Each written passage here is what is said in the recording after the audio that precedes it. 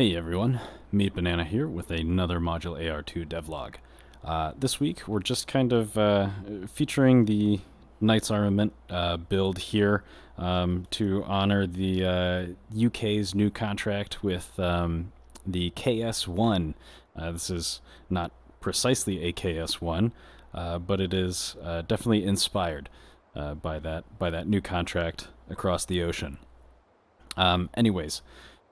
We are not here to talk about the new Knight's Armament build. We are, in fact, here to talk a lot about muzzle devices here, specifically 3 and 4 prong flash hiders. They've got some new features to them that I'm hoping you guys will enjoy, and we're also going to go over a couple new magazines that have been added. I'm slowly getting into the workflow of adding them, along with customizing all of their magazine parts and floor plates and ammo bands, all that sort of stuff.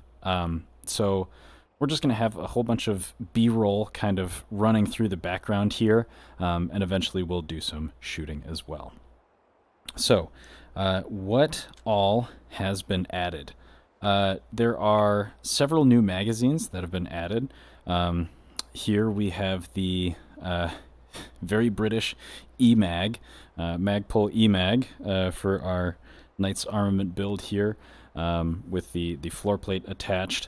But we also have the PMAG, the windowed PMAG, the 40-round PMAG as well. All of those also come in their respective colors. The 30-round PMags, both the standard and the windowed version, have the very special community member camo Nick Pat and my desert variation Dick Pat.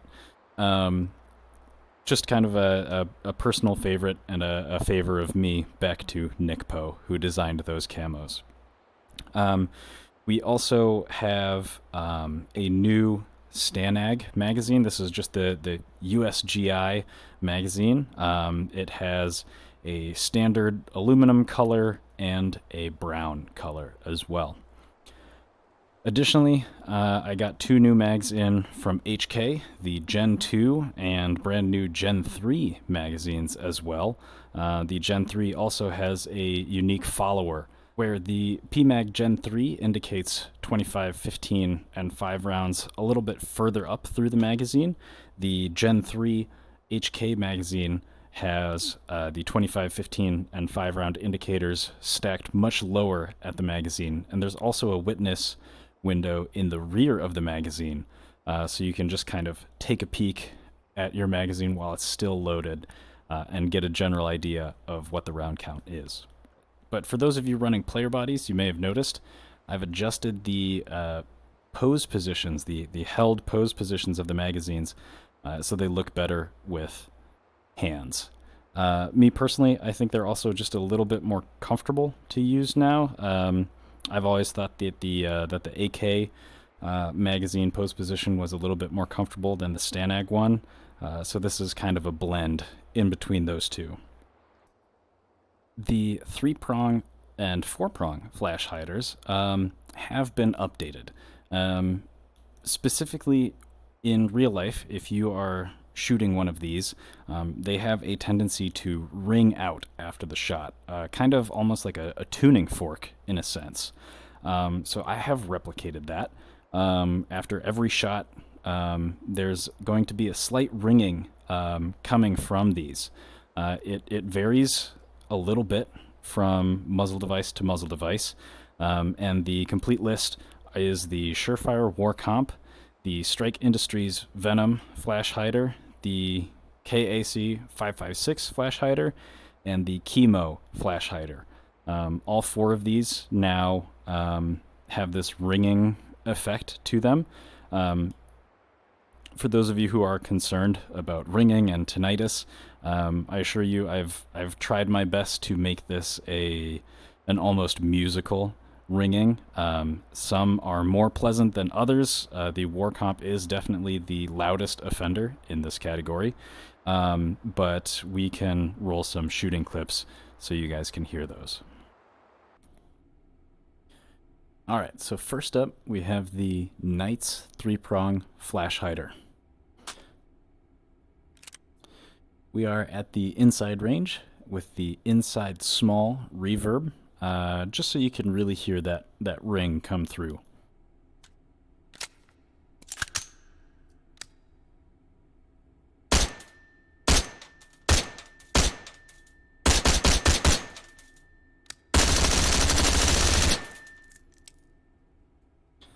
So it's pretty apparent, but it's not what I would call unpleasant or overpowering.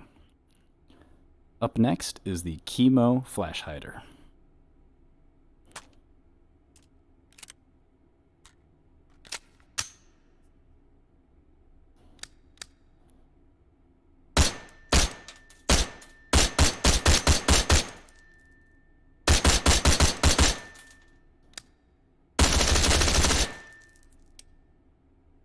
Pretty similar to the Knights one as well. I like this one quite a bit.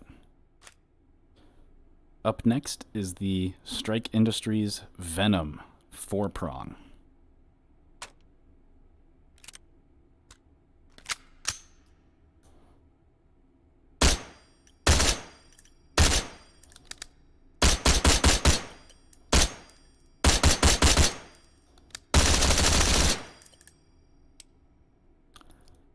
That one's just a little bit tinnier, a little bit sharper.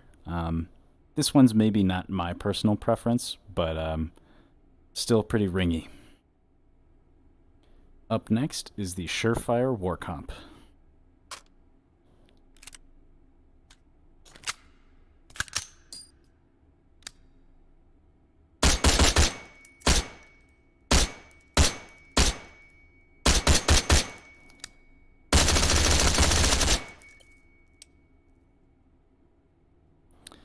The War Comp is definitely the loudest of all of them, but it's still a pretty musical ring at the end of it there. Can't really hear it when it's in, very repetitive automatic fire, but it's just that end of fire ring that I think sounds pretty cool.